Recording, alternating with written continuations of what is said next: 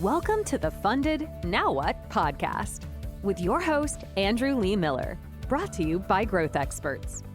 You're in store for a chat about funding, marketing, startups, and all things growth.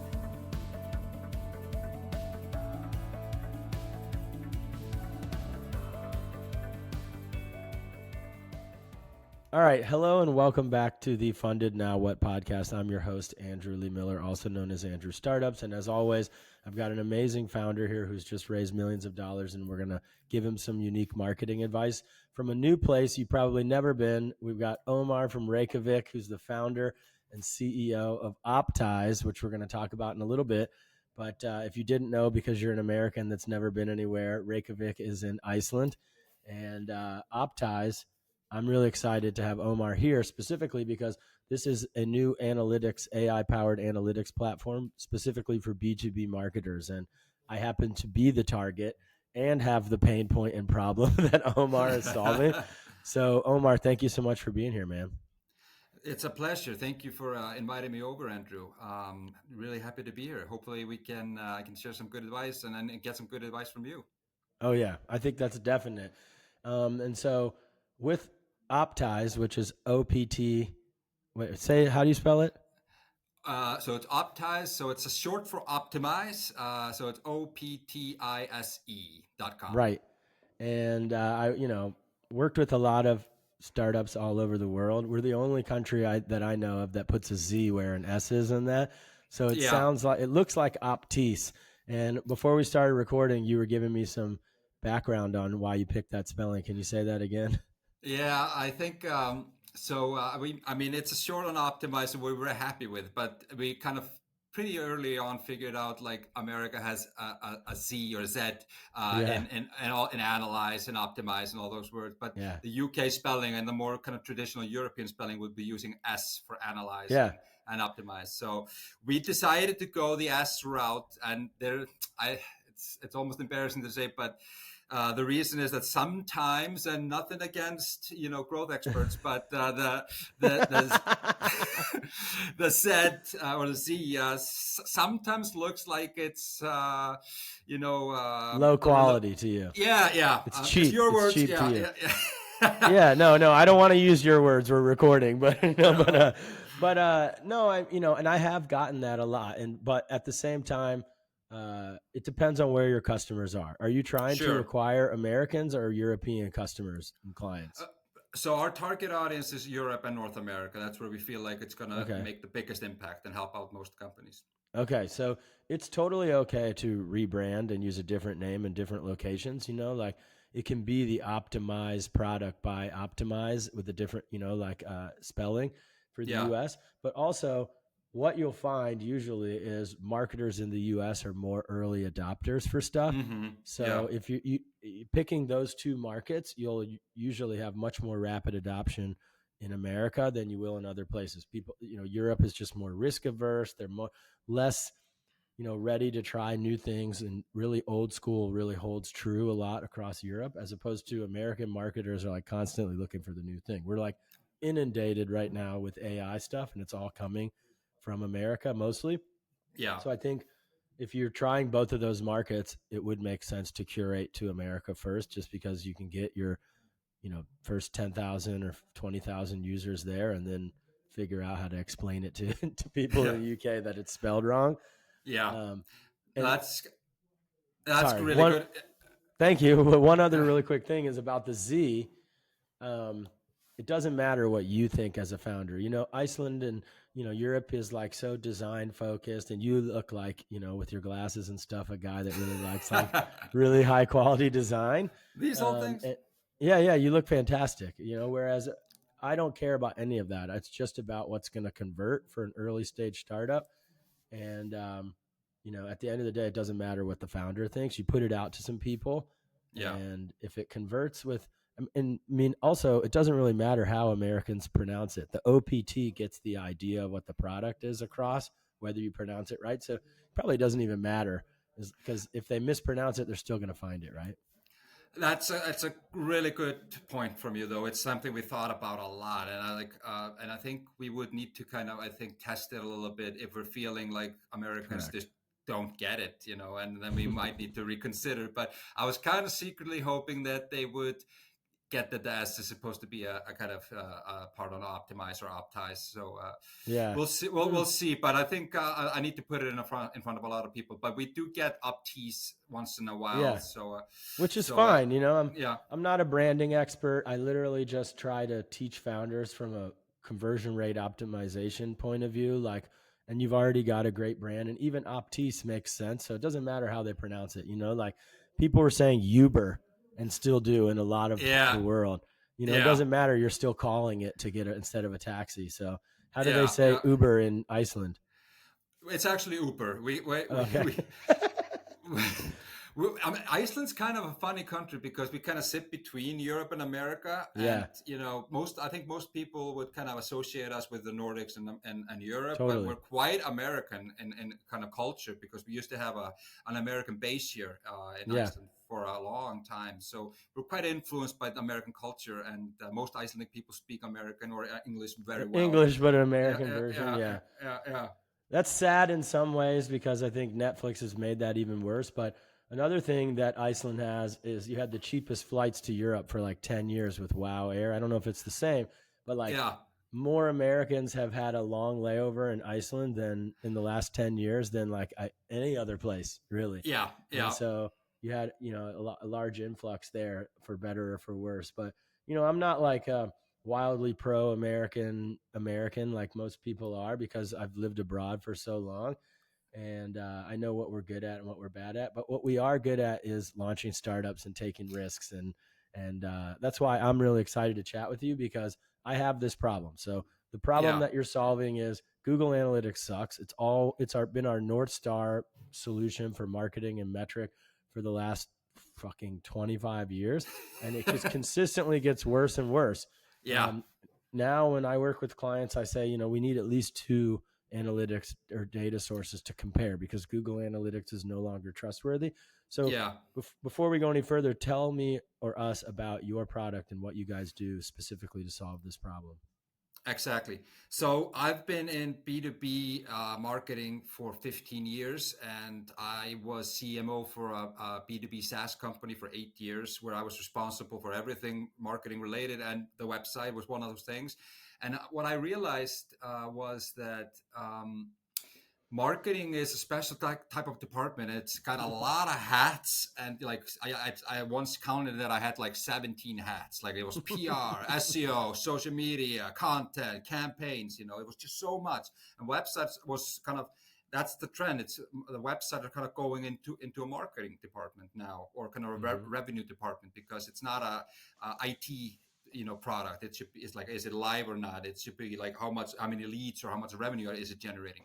And I just had this problem. I just never knew what was working on my website. I never knew what was not working, and I hired agencies to do it with me. I used Google Analytics as much as I could. I tried all SiteImprove. I tried Semrush, all these clunky old legacy tools, and there's none of them did the trick for me. And at the end of the day, I just got a headache, and I was super frustrated. And then the CEO walks in and says, "I want to report on how the website's going," and I was like, ah. So it was tough to tough to kind of just optimize the website because I just didn't know where to go or what to do. Since then, I moved over after I left the SaaS company. I joined a digital marketing agency and worked there, leading a B2B team for 3 years. And I worked with over 100 B2B companies. And it was the same problem everywhere, even worse. Just people small marketing teams trying to do everything and just had no time to look at the analytics. Typically, marketeers are not super analytical, and they just didn't know what to do. So I thought to myself, there must be a better way to do it. And then at exactly that time, AI was starting to emerge. So that helped us just take a lot of different types of data sources, website scanning, SEO data, campaign data, social media data, behavioral data on the website, kind of pull it all together. Wow. And then we kind of have trained AI with all our experience from sales and marketing and website to just kind of focus on this use case of optimizing the website. And our approach is different from, for instance, Google Analytics, which just drowns you with metrics and line graphs and just jargon. We're trying to simplify it as much as possible, so you just only see the stuff and the information that's relevant.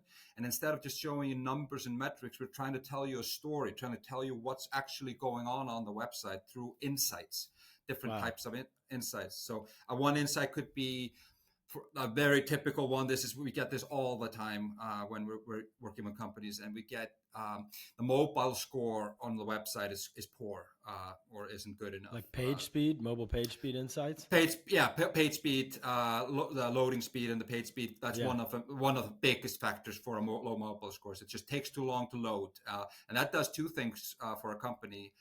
Or a website for a company. It frustrates the users. It frustrates the hell out of them. If it takes long to load, they're just going to leave, or like, what is this thing? I can't trust them.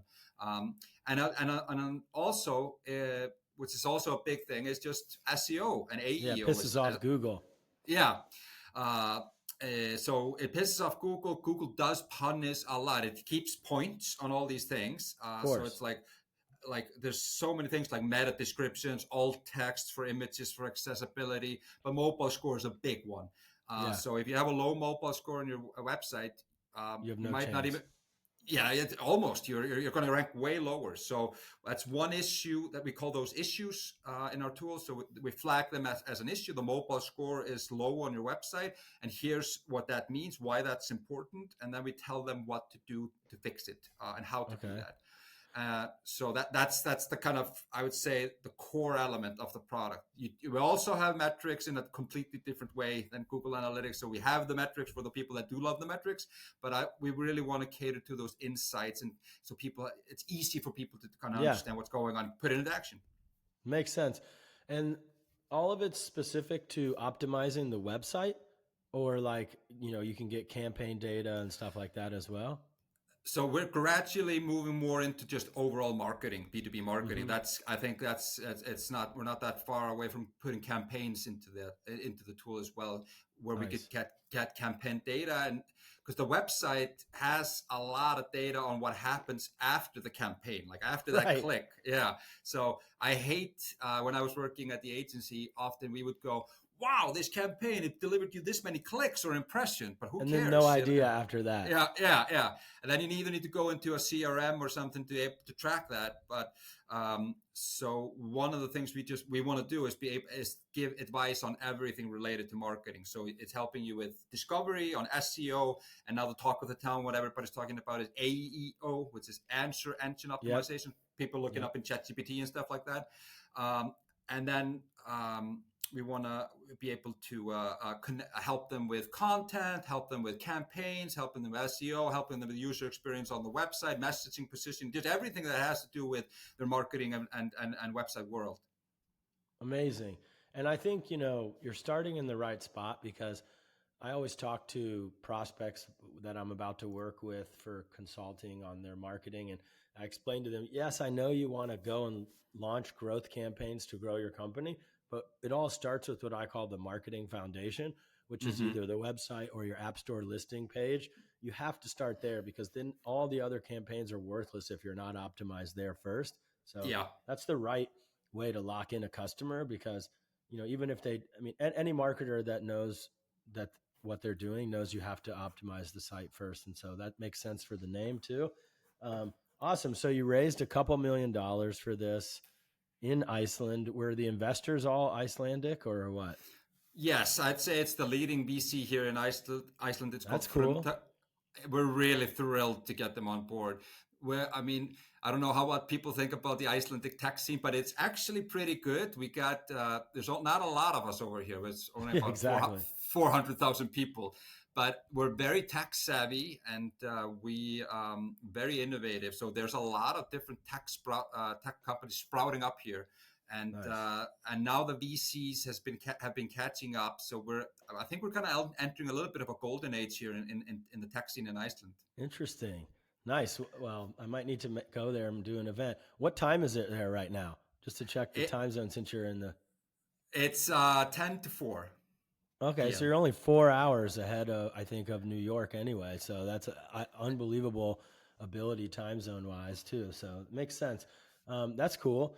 Okay, what did you learn? Like you nabbed the biggest VC in the whole country, and what did you learn about in the process? Give us some gold. That's a great question, Andrew. I did learn a lot from, I mean, I did probably 3 or 4 rounds with most of the VCs over here. So I just learned to kind of try to put myself in their shoes. So what are they looking for? One of the things that I did learn pretty early on is how important to them it is the team instead of like the product. If they don't believe in the team, they won't, at least in my opinion, they're not going to fund it. So team first almost. So that's something that a lot of, I think, founders or tech startups skip or kind of leave towards the end of the presentation. It's like, oh, by the way, this is the team. But I kind of tried starting out with like, we are all coming from this space. We've found this is a problem we found on our own skin, and we've been thinking about it for 10 years. And now we think we have a solution to it. And what I also found out is like, just don't just talk about the product. You have like start with a problem. There's a real life problem here that we know is people are experiencing. And also try to go niche with your ICP, your ideal customer profile or target audience. So we're creating, this is a problem for this specific niche segment. Yes. Guys and girls like you. And then I also think I try to put up in a story, there is a problem. These are the people that are facing it. I try to paint a picture of what it looks like. And then I try to incorporate why now is the moment to solve it. And that's kind of where the AI came in. And I feel like AI, it's getting a little bit thinned out, or like it's become a buzzword, if you know what I mean. Everybody's like, we got AI. And it's just a plug-in from ChatGPT. So you have to be careful with AI. I just got an email before this call from we were applying for like a grant, and they just denied us, and they said here in Iceland. So they denied us because they said we're not investing in AI, and I was like, what? Okay, that's an interesting approach, but that was their philosophy. It's like we've had enough of AI for a while. So.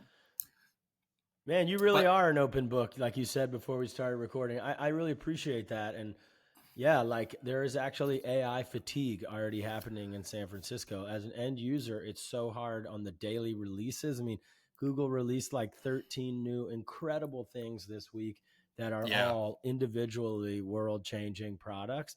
But because it's just so much now, it's hard to keep up. And it's even worse on the investment arena because it takes so much longer to do due diligence. You have to actually have an AI expert in the company to review what's being built to know if it's a wrapper around ChatGPT or is it a legitimate, unique product. Exactly. And now that there's so many companies and so much competition coming to the space, it can't be a unique selling point. So I think it was wrong for them to say that they don't invest in AI at all, because companies and people that are just totally like, no, I don't care about AI right now, you're going to get passed up. Absolutely. But, you know what I mean? But when it's a nonprofit and they can do whatever they want with their money. And so if they want to support, they probably also meant we're not investing in AI because you can go get traditional venture capital, which you have done, because a large percentage of venture capital is going towards AI companies.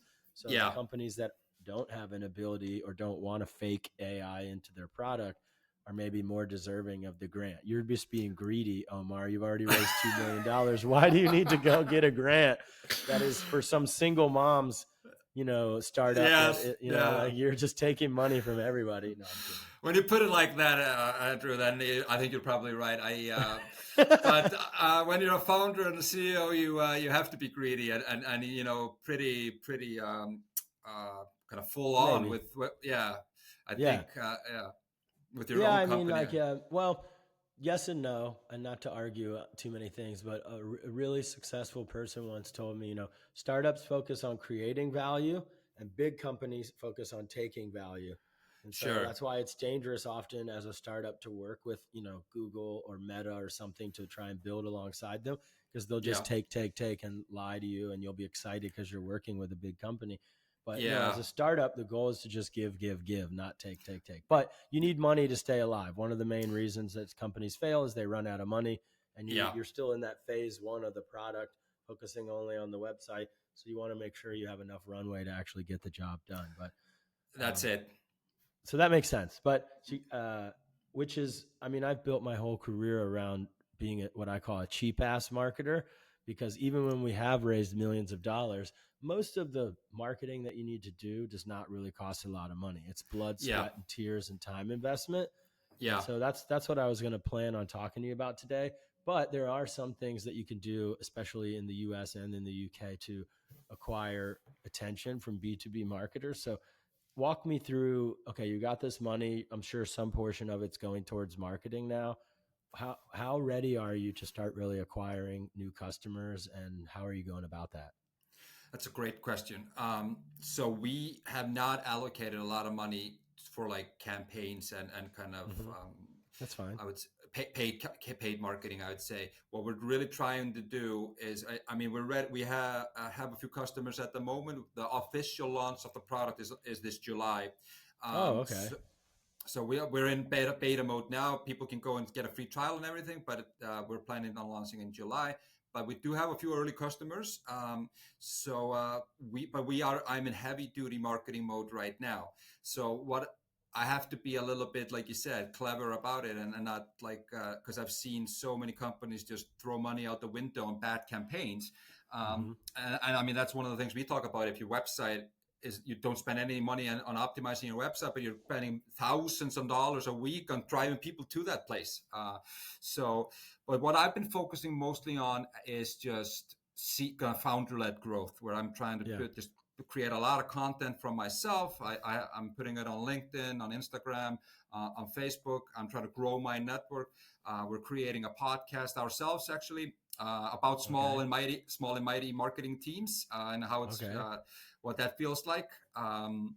It's called All the Hats. All So for right. people that are familiar with that, so that's we're kind of focusing on now, is kind of creating excitement about the product.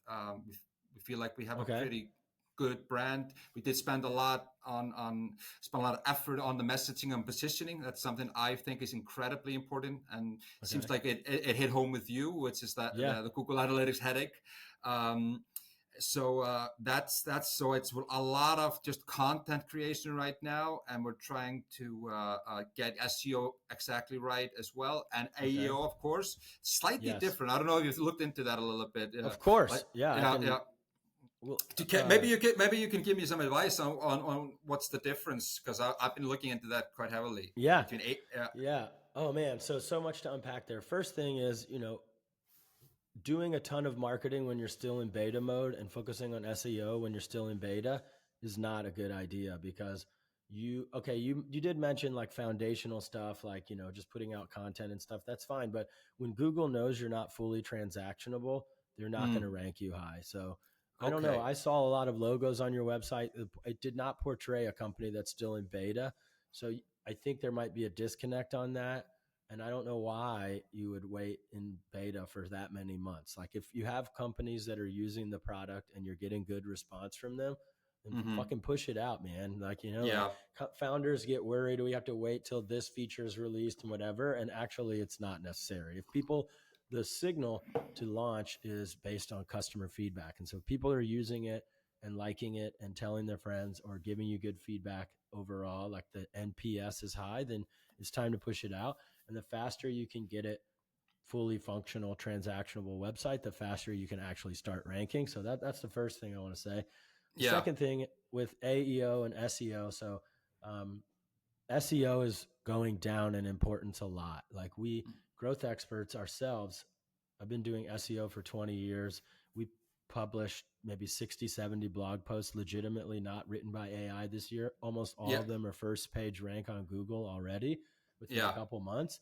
Pretty serious long tail search terms like listicles and how to type stuff, which is Yeah. the easiest way to get ranking, like blog articles. But Also inner pages and homepage as well. Maybe homepage is not at the first yet, but it's not as much traffic as it used to be. It's a significant amount of impressions. We're getting like 5,000 impressions a day for an agency website, which is a lot for such a Mm-hmm. specific niche. And that's all organic, but very low click-through rate. And that's because of the AI preview taking up so much space these days. And it's Yeah. probably getting like, there's no data on this that I've seen, but it's probably getting like 60% of the clicks are on the AI preview because it's giving them what they need. And Yeah. Google's shooting themselves in the foot with that. And they're going to figure out, because they're not getting revenue from pay-per-click anymore. They're not getting, users to really come back and trust Google as much anymore. And so that's why you're seeing this focus on answer optimization, Yeah. answer engine optimization. And that is basically the same hack. You put out tons of content. You need to, so the secret that I don't see many people talking about is putting unbiased content. I'll lean back and go like this. Yeah. So your unbiased content are listicles that are including competition. So for you guys, your top 10 ways to optimize a website as a B2B SaaS marketer or something like that, you can Yeah. make hundreds of those, or top 10 tools for optimizing your B2B SaaS website. And you guys Yeah. can put yourselves as number one, and then 9 or 10 or Yeah. 11 or 17 other ones. And Yeah. then what I notice is ChatGPT and Grok and et cetera, they're not looking at the initial source and recognizing that that company is in one of the listicle items. So it's a bit hackable, but it still works. And so that's how you're getting recommended. But because it's like, the question is, hey, what are the top tools for B2B marketers? And then it's like, oh, this article says this is number one, so I'm Yeah. going to put you through as number one. So it's just as gameable as reviews. 20 years ago when I started my career, I was working in tourism, and we wrote like hundreds of fake but honest reviews at the same time, reviews for this tourism business.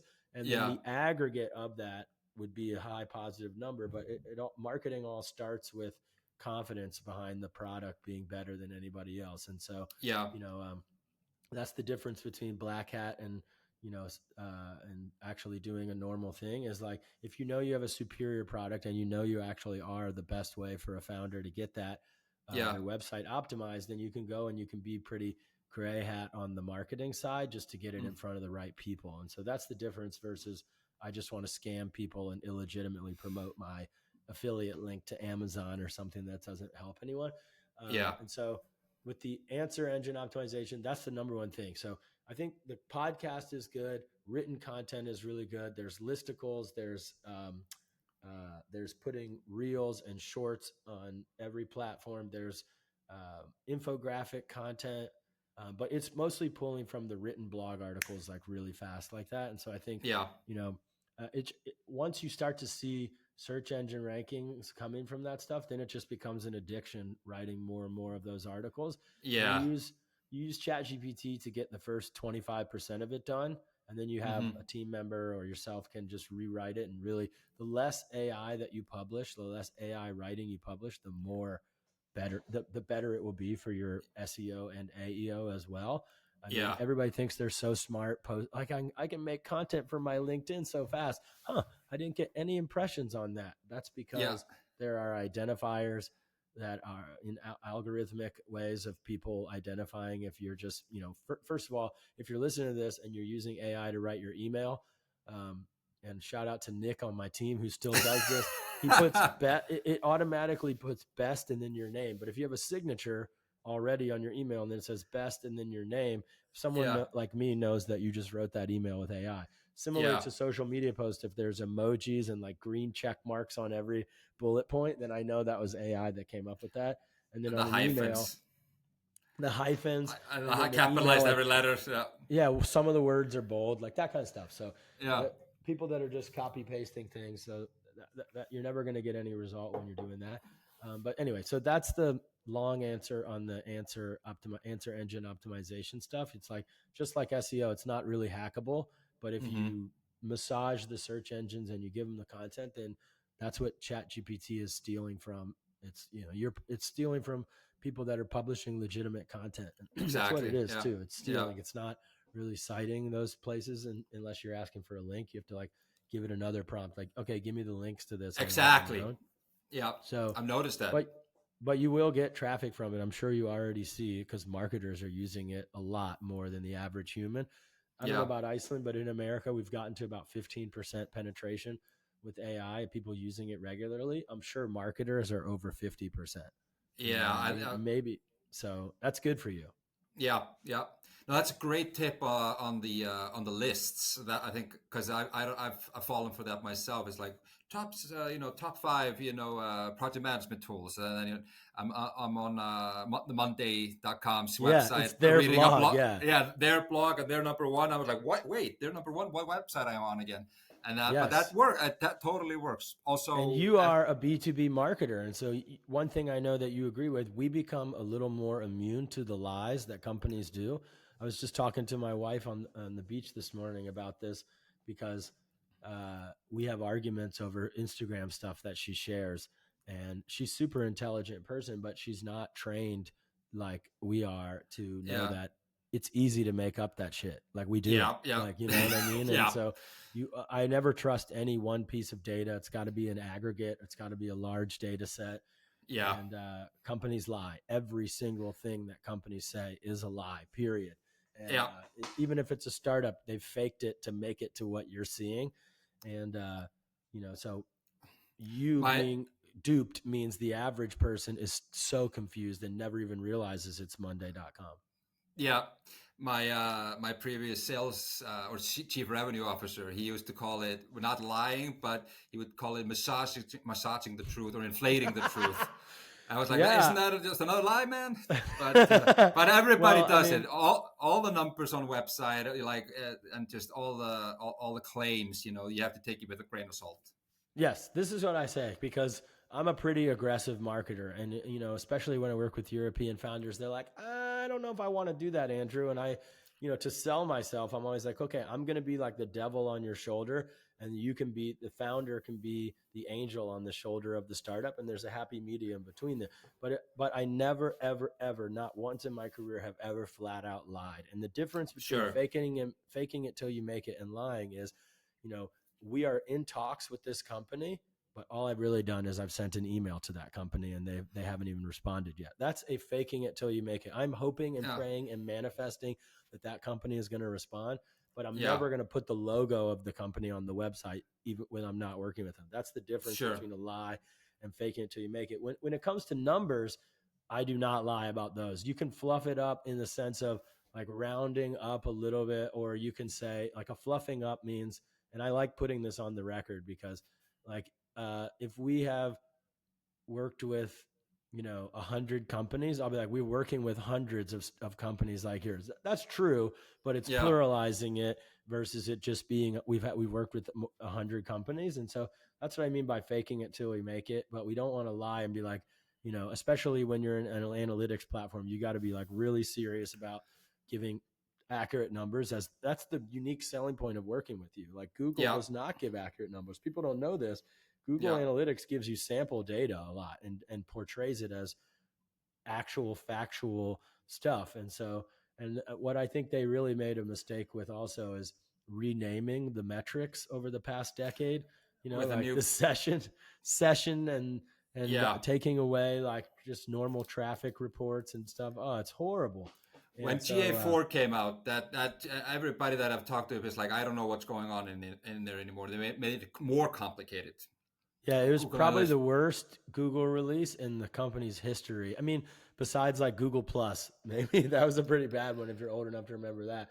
Yes. But, they tried to make Facebook in like 2008 or something. I remember, Yeah. But no, Google Analytics was literally the thing that like 90% of websites used, and I bet it's not even 50% now. So you're in the right space. Let's go into more marketing stuff here. So answer engine optimization, don't focus on it too much. It's a byproduct of good marketing. I agree with you on not needing to spend a lot of money here. There's like 3 phases for a company like yours. So first is the founder-led growth is good, but now you've raised money. You should at least hire someone to where that's able to do it 24/7, because you are spread too thin. So I think you're probably ready to graduate out of that. And not to plug growth experts, I don't do this enough on the podcast, but it doesn't have to be a full-time employee. I do think there's a really good um, 12 months after raising money that you can start to work with fractional experts on sales Yeah. and marketing and partnerships and business development. And that's literally what we do. But even marketing side, partnering with someone who and a university in Reykjavik to get like a couple interns on it. Then those interns are working full time, and then you have someone like me that comes in and just layers over them, trains them, and brings them up. And all of a sudden, your marketing time investment is reduced to, and we're still using your accounts, your email, your LinkedIn. You're still the person doing the outreach, but your time Yeah. is now. You can sleep again. You get 8 That's hours of smart. sleep. Yeah. Yeah, you get 8 hours of sleep. You get to work more on working on those relationships with VCs on the next round you're going to raise, on operations, on product, on fundraising. Again, there's a lot of other Mm-hmm. stuff that you need to work on. And that's why the podcast is literally called Funded Now What, because marketing often is not done correctly because founders continue to try and do it themselves. So they think, Mm-hmm. okay, what can I do to speed this up? I'll go waste a ton of money on paid ads, which takes a full-time focus just to get those campaigns right. And then also they're not optimizing the foundation, which is why I'm excited to chat with you. Mm-hmm. But worse than that is doing nothing, and worse than that is continuing to just try and do everything yourself. And so, Yeah. It's not sustainable. No, not sustainable. And so, getting some help in that arena makes sense. Campaign wise, I think it's good to like you're already focusing on the inbound stuff and creating that content, but Mm-hmm. scaling up the outbound makes sense as well. I mean, people aren't always going to join the beta. I mean, are you giving it away for free? 30 days right now. But Okay. we have a few paying customers that are paying full price, but they have like a little bit more of a close relationship with us. We Yeah. get feedback from them and a deeper analysis. So I'm really confused then about why keeping it in beta till the summer or till July. What's the process there, or the thought That's a process? great. I mean, that's a great question. That's the same question our chairman of the board is asking. Like, why did you just push it out?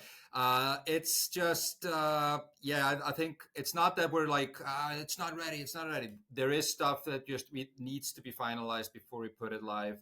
Like But what? there's one type of functionality that we want to have in there, and that's the MVP. We've cut down so much out of the MVP, but there is always some stuff that Okay. you want to keep in there, and there's some little bit of like billing stuff and onboarding stuff that we need to finalize. I hear you. I hear you. Sorry to interrupt you just for the sake of time. I hear you. Tell me But to if go you to have, hell. Yeah. no, it's not to go to hell, but it's like if you have paying customers already, then you don't need anything else. If they continue to pay and they're getting, and again, it's all based on that NPS, your net promoter score. If they get a little thumbs up, thumbs down icon when they sign in for their third visit or the third signing into the product, and 80% of them are thumbs upping it, then fuck it, dude. Just push it out. And like, it's really only, is something missing that's going to make someone churn in the first month or make them not convert in the beginning to a paying customer? If yes, then we have to wait. If not, it's just founder preference and founder worry at that point. No offense. Yeah. And so No, never it's going to great. be perfect. It's never going to be perfect, dude. Like, just push it out and let the market punch you in the face, because that's what's going to happen. So I think it should be ready. But you have June 1st. July's only a month away. Just, you also have a big marketing push for, we're coming out of beta, exciting, like. Yeah. I think you're probably right. I think I'm gonna just go right after this call and talk to the team and see what we can do. But it's a tough one because I know you're right. It's just sometimes when you're living it, you're kind of like, I can't do it. Okay. But Here's what you do. I'll answer it for your team. You do a soft launch now, June 1st. We're gonna end the beta, but we're not going to publicize that we're live until these things are actually tightened up. So no more beta. When people go to sign up, they're not entering a beta for 30 days for free. There's no more of that stuff. But we're not going to do the PR and everything if we're coming out of beta until those things are done. Then you don't have to worry about being public, but at least you can start the campaigns that I'm going to talk about going after people. And I think that's going to do both of those things. And so, Yeah. Does That's that good make sense? advice. Yeah, it does. Where do you stand on just lead gen through free trials or freemiums, or just kind of having Yeah. that middle step? So it depends on the product. For this, I don't love it because they have to put your pixel on their site, or they have to do some kind of integration. So Yeah, like marketers not really going to probably want to do that for 30 in a trial phase. So yeah. like that's a bigger commitment than paying usually for this kind of a thing. So I don't think it'll really work I don't think it'll increase your conversion rate really well, because like the bottleneck is usually getting them to put the code on their site and connect the site or prove ownership one way or the other. Like, how do you do that, by the way? How do you get the data? Is it just like Google Analytics with a pixel or something?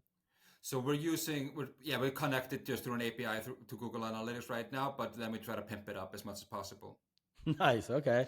So, yeah, you definitely are really American saying pimp it up. That's definitely, that threw me off. We No, watch a lot of movies over here. We have Netflix. yeah, yeah.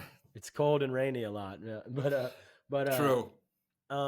So that makes sense. Yeah, I think if in that case it's much easier. Like if you're using Google Analytics, just give us your account info or whatever and connect and then we start giving you reports. And so maybe it would be better. Like it's the question of how long does it take me work wise to get that aha moment from the product. Exactly. Yeah. So if I'm able to just like boom, boom, enter my details, prove I have ownership of this Google Analytics account by responding to an email or whatever it is, or clicking the link, and then I can see the data coming in within 24 hours, then yeah, maybe the free trial is really cool.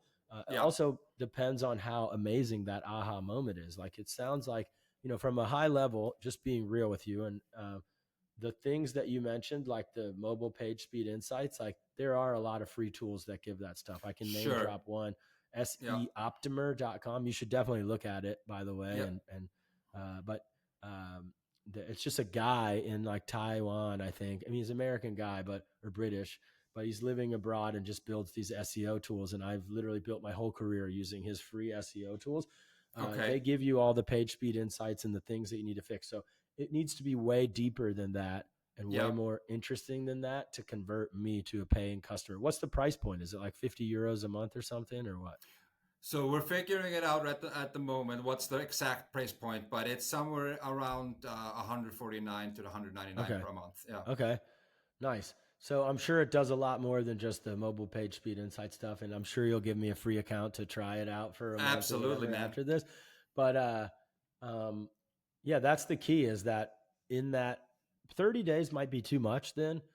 Since it's not a large, like it's not going to take me a week to get it plugged in. So Mm-hmm. probably 7-day trial. I get, a daily email saying this case study of this company, this testimonial of a marketer did this. I get these emails like, it's been 3 days, you still haven't plugged in your site. Like you're hitting me every day. If I only need 24 hours to see the secret sauce of the product, then Yeah. yeah, that's great. 149, that changes my opinion. I do think, yeah, a free trial will be better because not everyone's going to be just, yeah, I need this immediately. Yeah. But I think the end all thing is just search Google Analytics competitor or alternative on G2 or Capterra, and just go and look at what they do, because those Mm-hmm. companies have been around longer. They've spent the millions of dollars, and whatever Mm-hmm. they're doing for their sign up process is probably the best thing to go with, because you don't need to reinvent the wheel. You're Yeah. targeting the same marketers. You're reinventing the wheel on the product and not on the customer acquisition flow and the Yeah. conversion funnel. Yeah. So that's probably my answer there. That's a good answer. Good tip for me. Thank you. Cool. So, obviously there's LinkedIn outreach, there's email outreach. I talk about that stuff a lot on the podcast. You can listen to previous episodes. There's cool automation tools that I've talked about. I was think going to ask LinkedIn you, yeah. how Go ahead. do you feel about LinkedIn automation? I feel it's absolutely amazing. I had a founder yesterday on the podcast that has a new video tool, video sending messages tool, because for business, because in the future, text messaging will be completely ruined by AI. Yeah. And we'll just be like sick of checking text messages in any way, shape, or form. It's Yeah. already happening with email. Yeah. I think email is really not effective anymore because the email service providers are guarding against AI so much that like even regular non-AI emails are going to promotions and spam. And so it's very hard to do bulk email outreach nowadays and get it delivered because we're just all getting inundated emails. There's companies that I don't like Coular.ai. I'm happy to badmouth them. They make 5 spoof emails for you for your domains, and then they blast out like millions of emails with AI for you to get you leads. And companies like that are destroying the quality of email marketing. Exactly. So that's bad. Yeah. But LinkedIn, even though people are like, oh no, all I get is crappy LinkedIn messages. You know, a couple of weeks ago, I had a founder that was like, I never check my LinkedIn because it's all just words. And yet mine still works. I got you on this podcast from LinkedIn outreach, didn't I? That's true. And I've had magic happen through LinkedIn messages, to tell you the truth. Absolutely. Yeah. Here's the secret. The key is I don't do it with automation. I mean, we do LinkedIn automation, but it's for lead generation for the company, not for the podcast. And it only works, once or twice a month out of the hundreds of messages. But the secret sauce is I have a human that does the most important outreach still. And you need to get to a certain point to be able to invest in that. But it really does work. And we're able to I give opportunities to like single moms in Bangladesh and India for those roles because they're really amazing. And we literally work full time with Irfana on that now. And, but she is way better than a software will ever be because she can think and edit and change and respond. And so, and it's only about 3 times more than the tool, 4 times more. So it's not that crazy. But the second thing is in the messaging. So I consider myself a messaging expert. I would never say I'm a copywriting expert like Neville Medora. Shout out to Neville and all the copywriting badasses out there. But I have perfected it for what I do and for what you do as well. And the secret is this. It's not trying to use AI to come up with a in common thing like, oh, we're both in this LinkedIn group or whatever. Nobody cares about that. I try to shrink the message down to the maximum to get it to the smallest possible message. Like literally, I'll use AI for that. How can I reduce this message 50% to the point where it's almost like, how could they respond? But there's an inverse correlation. The longer the message, the less the reply. That is 100% true across every campaign I've ever worked on. Yeah. And then the second thing is I'm very direct. And then the third thing is I'm very informal. So like I literally am like, hey, I'm a badass fractional marketer for B2B companies or whatever. I say words like shit and suck and like things like this. It sounds crazy, but I have a campaign. The automation reaches out to engineering focused founders of AI startups. And it's like, yo, founders like you usually suck at this, that, this, and this. And they're all like, yeah, we suck at that actually, but some of them are like, how dare you insult me? And then I'm like, well, sorry. Are you good at it though? And they're like, no, but still, that was really not cool, Andrew, or whatever. And so, we are actively pitching the founder of monster.com right now for his new startup. That was from LinkedIn. And he was like, I never respond, but you said that I suck at marketing. And it really made me want to hear what you have to say. And so I think the messaging is really important. So for you, it'd be like, hey, Andrew, Google Analytics sucks. I got a new alternative. Want to check it out? That is the shortest message. It will get to 100% deliverability on email as well. It will get delivered. There's other secret things you got to do, not so secret. To get email deliverability, you have to confirm your sender status is 100%. I use mail-tester.com for that. It's a free tool. We use Neverbounce.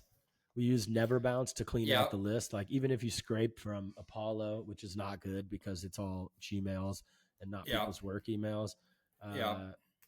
We use Inbound Insight, which is a client, and Visitor Connect, which is a client of Growth Experts. These are tools that identify the companies and emails and LinkedIn's that are coming to your website, and then you can reach out to them via email without a form. Not legal in GDPR countries, so maybe not as important for you. But us Europeans, we're strict on that, unfortunately. That's good. For us market. I don't know, it's though. Good. I mean, I don't know. Sometimes I'm like, is this all necessary? But it's necessary, but it holds you back. Yeah, there's too many loopholes. You're right. Sorry to interrupt you. There are loopholes. Yeah, there is a lot of loopholes, and people often are not following it because the enforcement is much harder than just like putting it an email and a press release out there. Like, are you really going to go after my little startup that's just trying to stay alive? Like, do you want an economy that is destroying entrepreneurship, you know? But overall, GDPR being out there, even in America, makes people really more cautious of taking advantage of customers, which is ideal. We don't, you know, you want to target your messaging, even if it's unsolicited and it's targeted, it's not spam. What is spam is, hey, I've got this product that you need, you know, but if I actually need it, okay, you can spam me, you know, like, if you create value for them, if you have something that's genuinely of interest for them, then I think it should be fine, you know. But of course, 100%. You need to be careful. I mean, we're super careful with all our data, GDPR wise, of course. But I'm just thinking, if you're sending somebody an email and, you know, how are you going to get that email or going to try to reach out to people if you have to get those emails somewhere? You got to get those emails somewhere. So what I do is I make it look like I'm only emailing that person. And that's the key. So if you email them and you're like, it's a one-liner, text only, no signature, it just says Ómar at the end and then the URL underneath it, one hyperlink. Even most people do no hyperlink now because you want them to respond. And so it would like, hey, I saw you're in B2B marketing. I'm sure you hate Google Analytics like me. Have you heard about blah, blah, blah, blah, blah? It's you know, have you heard about Optise, whatever? And then like, if not, let me know and I'll shoot you a link. And then they respond, no, what's that? You know what I mean? You want to really make sure you have a Googleable name, which you do, but like it might bring up other stuff if they just search for the name. But anyway, that's enough marketing gold for you for one podcast, I think. One more question. Okay. One more question.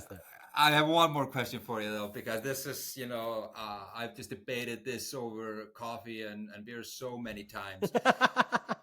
Cold outreach, when you hire somebody else to do it, like if you hire a call center, like very typical. Me too. Finally, somebody agrees with me, because it's a very common practice here in Europe for a European company to hire an outside call center in the US to win over the American market. And I'm like, they're never gonna talk like you feel like you don't. Call center, no, but you can work with an American fractional growth agency. I know one that I can that's recommend. Different. You know what I mean? So that's different. I mean, I love just interviewing international founders, but I've built an entire career out of traveling, speaking at Startup Day in Europe and Europe's EU Startups Summit in Europe as well, and many other places. I've spoken in 20 countries, and a lot of companies want to launch in the US, and it's a cheap way to do that by partnering with us instead of having to like open an office and legally incorporate.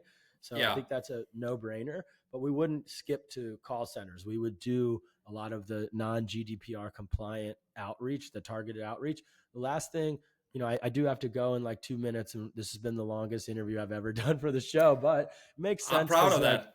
Yeah. But I think focusing on events and launch events, I won't get into how to do it cheaply. I'll do that when we're working together, but you know, like doing meetups for B2B marketers and sponsoring it by Optise really makes sense, because then they get to see the product and then you get your name out there, and it's a small, tight knit thing. You know, like there's also like newsletters like grow.co that you can sponsor and stuff and really get it in the hands of lots of marketers. But that's like phase 2. Phase 1, you just do outreach. Outreach gets you enough customers to where then you have enough money to start investing in like the conferences and the sponsoring newsletters and stuff like that. Does that make sense? Yep, totally, man. Cool. Very helpful. Thank you so much, man. That's been a master class in 50 minutes. Awesome. Well, Ómar, super excited for this. I'm excited to try it out. I'll give you some honest feedback, and we'll drop in the show notes the link so people can sign up. You know, this is actually the most targeted audience for a founder that's been on the show, because mostly it's founders and marketers and SaaS companies that are listening here. So I'm sure we'll be able to get you some early customers as well. And if you're listening to this and you go and you sign up, tell Ómar you came from the podcast so I can get some referral credit or something. But, you are a marketeer, man. I love it. I know. All right, Ómar, thank you so much for being here, man. Appreciate you. You too. That has been another episode of the Funded Now What podcast with your host, Andrew Lee Miller, brought to you by Growth Experts. If you liked this episode, please subscribe.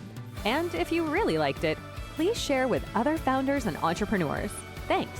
And we'll see you in the next episode.